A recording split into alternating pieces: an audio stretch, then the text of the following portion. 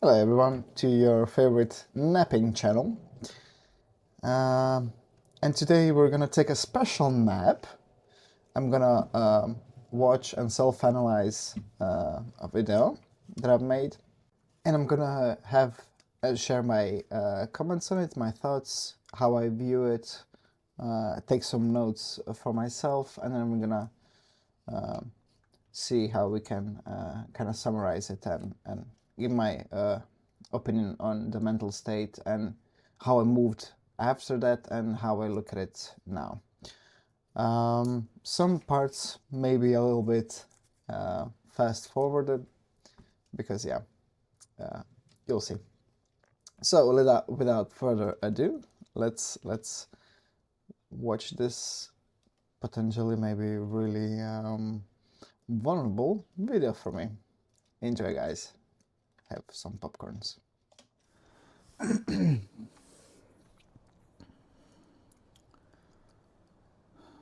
the way, sorry, I was feeling sick at the moment.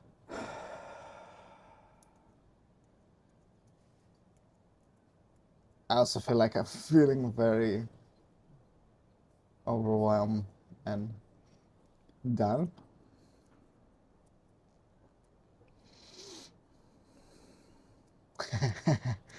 This is what I usually do. Like, I choose a spot where there is some sunlight, if I can have some sunlight, and just close my eyes and imagine receiving light, clean energy, getting washed away, washed across my psyche when I'm in these kind of situations. So I'm also pretty actually as well. I'm done. Okay. I'm really actually very curious what I'm gonna talk about because I haven't really listened to video. But sorry, I'm really talking a lot. But yeah, well, I mean, I'm not really doing anything else.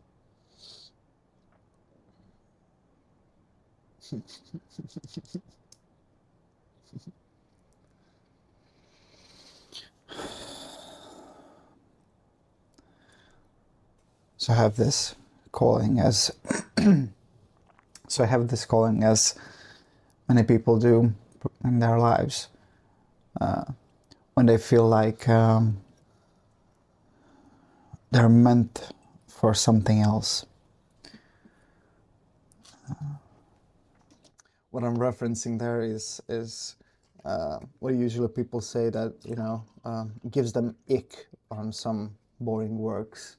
I work as a cashier in the store, and you feel like there's gotta be something more. There's gotta be something else. But we usually don't ever kind of take a chance and do it.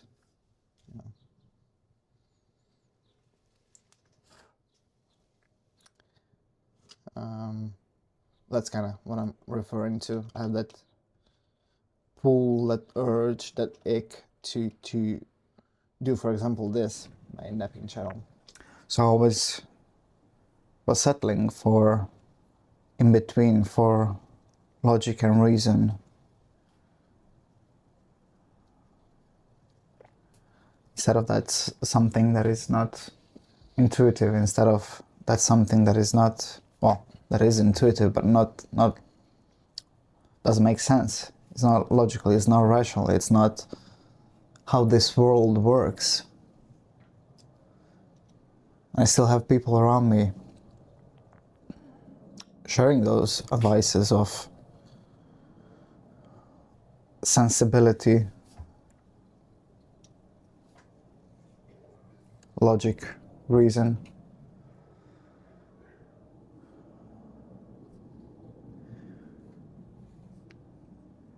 And we all try to understand the world as best we can. And we understand it from who we are, what we have experienced, what our parents taught us. So So I'm gonna have to pause here because I need to write things. Okay, this video may be a little bit longer than I expected. So what I've noticed is yeah, that same urge to do more, be more, and kind of perform more, which can also come from a place of a feeling of I'm not good enough, or well, yeah, I'm kind of never good enough. So that might be always, that's kind of driving, I wanted to say this person, but this person is me. To do always more, cannot be satisfied with what I have. It has. I'm going to say in third person because it's a little bit easier. Sorry, a little bit easier to analyze. What I want to say, yeah, for like to always reach for something more and more and more. It's never enough, never feeling kind of content and in peace with myself. And what I've started saying is like reality and like what people are trying to tell me in a logical way. And it's like, for example, let's just use a kind of example, like in your resume you may have places where you were a regular worker and where you have been a team lead, and now you're searching for work that is only team lead, and companies are like, yeah, no, you don't have some education and have this and that, so you don't have enough experience and so on and so on. We want you to first work as a normal worker for like a month or for like a year or so, and then you can become a team lead. And that kind of a clash of realities where the person, or myself, in this example, for example, I'm going to use myself as an example, feels like they can perform the job, but the reality is kind of different, and to stay with that reality, to go, okay, I'm gonna work here for a year and then I'm gonna become a team lead, or just to search for some other place where I could be given that opportunity. And that example can be stretched across a lot of things, a lot of desires, a lot of wishes for your own self. For example, if you're building a company, and if whatever you're doing, even if you're drawing, you can always think of the end goal, and then, you know, try to get to that end goal as fast as possible, or not have that end goal and see what happens, because you might create, for example, something that is much better and more impressive than what you can imagine in your head, if that makes sense. If you're like painting and, you know, you're like, oh, house on a hill, or if you just paint intuitively and then something happens.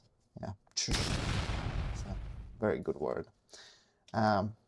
So let's continue and see what I'm struggling with.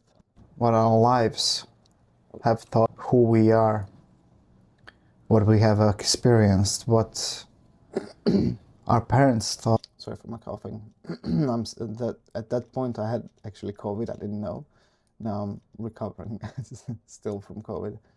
And what I'm saying as well is the patterns of knowledge within us. For we are able to imagine only what we have experienced, seen, or heard. If you've never seen somebody rise from dead, you would think that is impossible. And I know how it sounds. Everybody's now thinking like, yeah, it's impossible. But yeah, just because nobody has ever experienced and seen something like that. And even if there is a person who has experienced and seen something like that, when they come out to other 8 billion human beings and tell them like, hey, I've seen this, he's gonna go to a loony place, because yeah, we think that that person is crazy because 8 billion people didn't see anything like it, and this guy has seen. You can measure it as well, like, hey, I'm talking to God, hey, I hear the devil, hey, I can talk to my dead ancestors, and all of these spiritual or I've seen aliens and those kind of things, phenomena, blah blah blah blah blah blah blah. Something that we cannot prove or disprove. Well, it's really hard to disprove, and it's really hard also to prove. So we tend to approach it with disbelief. And in this case, disbelief that something is possible. Like, you have the urge to, for example, I really want to go and study psychology, but there are so many factors that are disabilitating in that disability. I don't know if that's a proper word. That are going against me, that my brain is telling me that it is impossible, borderline impossible. So that's an example. What what our lives have taught us based on the decisions that we made in our life. And honestly, I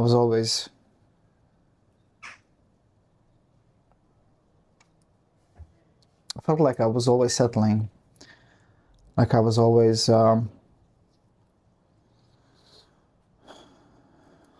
the safe route, doing something that is predictable, something that I know is achievable. And therefore, it never really actually made me happy. Not just because of that, of course. There's a plethora of reasons why I didn't. I have always escaped that desire to create, share what I know.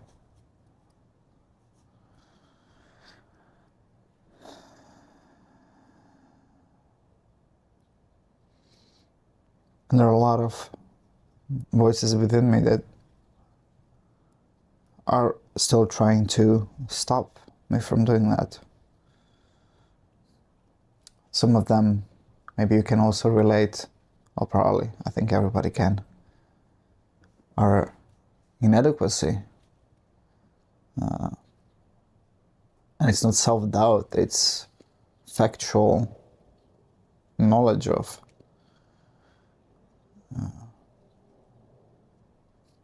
myself being uneducated, myself wasting a lot of my life, which I also kind of don't believe that, but that's why I did this, because a kind of drug addict can teach people a lot. Homeless person can teach people a lot, but not if they're stuck in their situation. And that is kind of the belief that I'm operating on. So I feel always still stuck in that same situation, never really flying. I was always casting my net on one side of the boat where I knew I can catch some fish. So sometimes I wouldn't catch anything.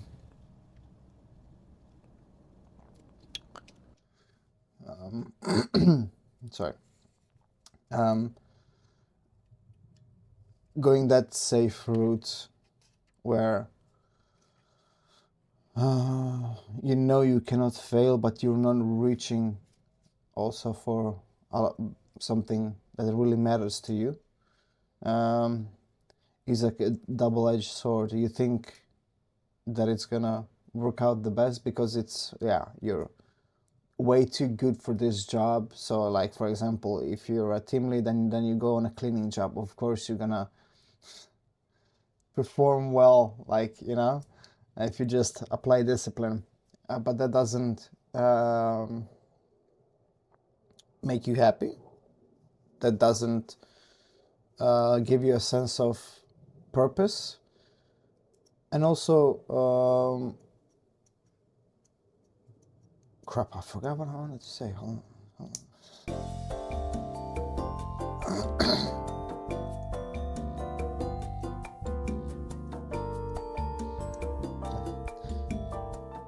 When you fail on that job, which is so below you, it can be like, oh man, I thought I was here, but I'm failing when I'm here.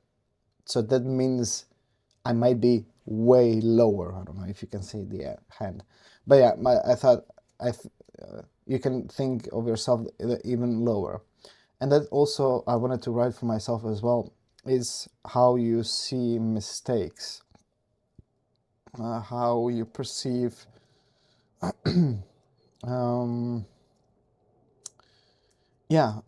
it's like failure and mistakes. I watched a really nice video from Healthy Gamer, Gigi, where he says to learn from mistakes, not from failures.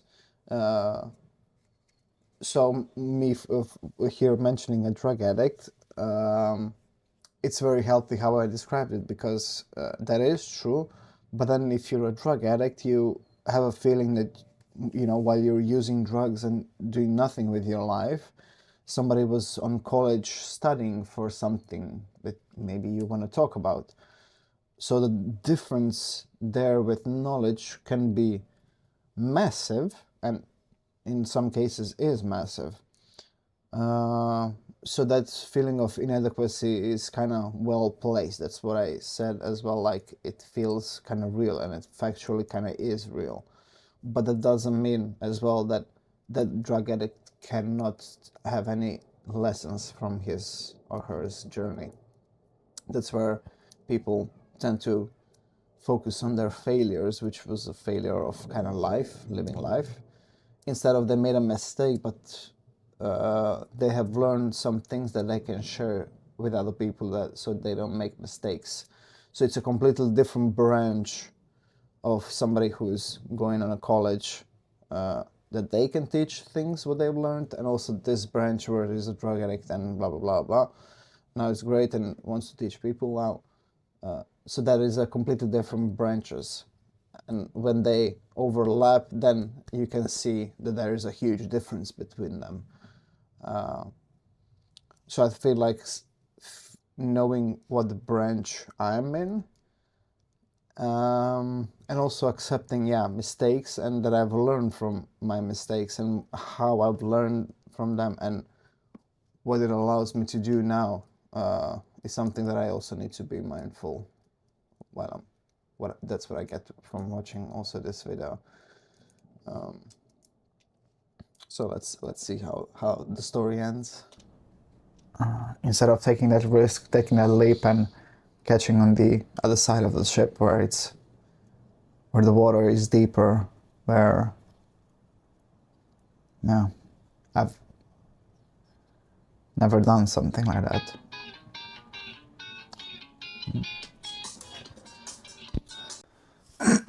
Where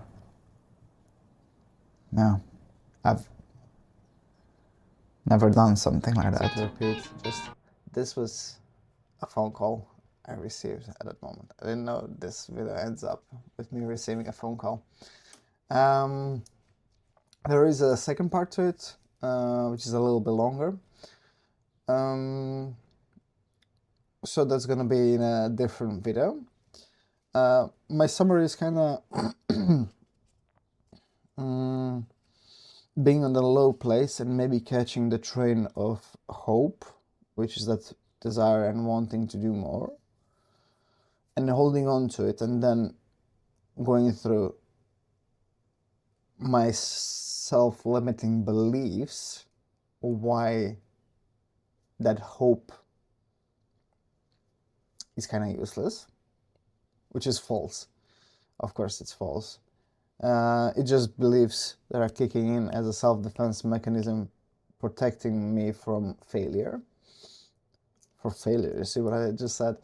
Actually, should be from mistakes. That's a good catch to see that maybe I still look at mistakes as failures. So it's quite interesting. I will leave that for the next time. And yeah, you know, when you want to run 100 meters, you might find yourself giving up at like 90 meters, and that's going to be good enough. But if you find yourself wanting to run a 1 kilometer, you might give up at 900 meters.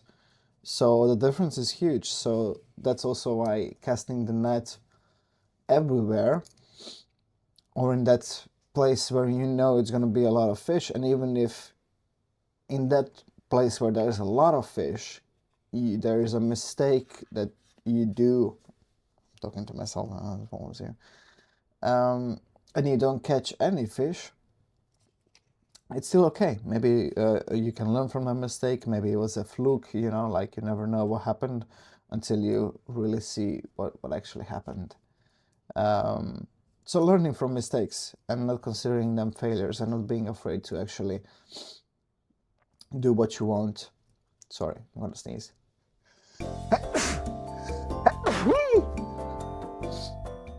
So after the sneeze, so not being afraid to do something very ambitious, and even if, you know, there's a lot of roadblocks and setbacks, that's also things that, to learn.